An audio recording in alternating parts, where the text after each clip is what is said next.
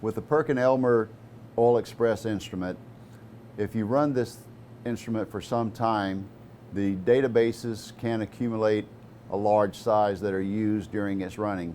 One of the main databases that you as a customer should be concerned about is the Results Store database. This database should never exceed 600 megabytes. We'll need to do a few things to prepare to clean this database and replace it with a new one. So we want to make sure that your computer will show hidden files and folders. In order to do this, you can go to the Windows Explorer or the Windows icon, click on the search pane and select Show Hidden Files and Folders. Select that, move down to the Show Hidden Files and Folders radio button and click that on if it's not already. Apply and select OK. Once you've done that, you will navigate to C, Program Data, Perkin-Elmer, Oil Express, and Local Results Store folder. Under that Results Store folder, you will see a log file, Results Store LDB, and a Results Store MDB. It's always important to never alter the log file, but the MDB file. Once again, in your folders selections, you want to make sure to show hidden or to show extensions for known file types as well. So we're going to rename this one to today's date. And this one was not a large file. The previous file you can see that was backed up earlier was a larger file. So once we've renamed that Results Store database, we're going to go to our blank databases folder and right click and copy.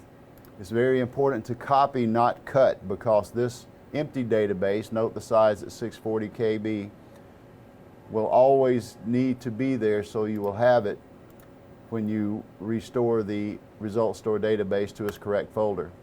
Go back and paste it under the local Results Store folder, and you have completed the Results Store database cleanup. So the other folder that you need to be concerned about will be under the local repository. That is the batchstore.mdb.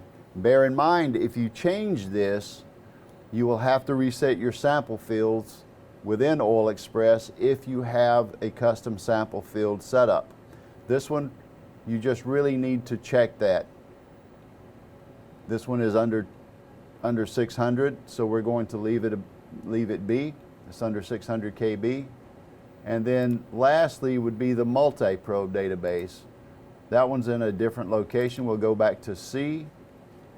We'll go back to Packard, Janus, database.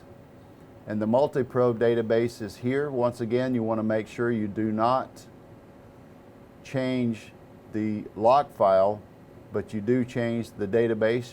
You would rename that one, much the same as we described earlier.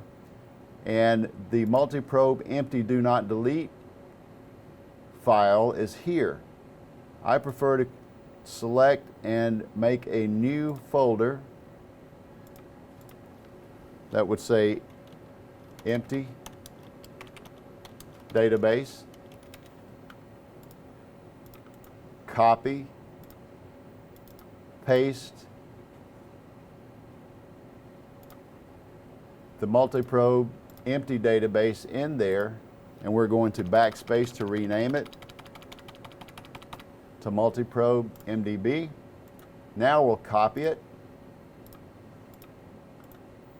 and paste that.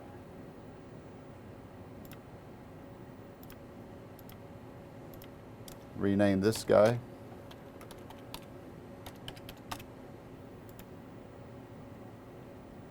And paste the new multi-probe database in the location under Janus database.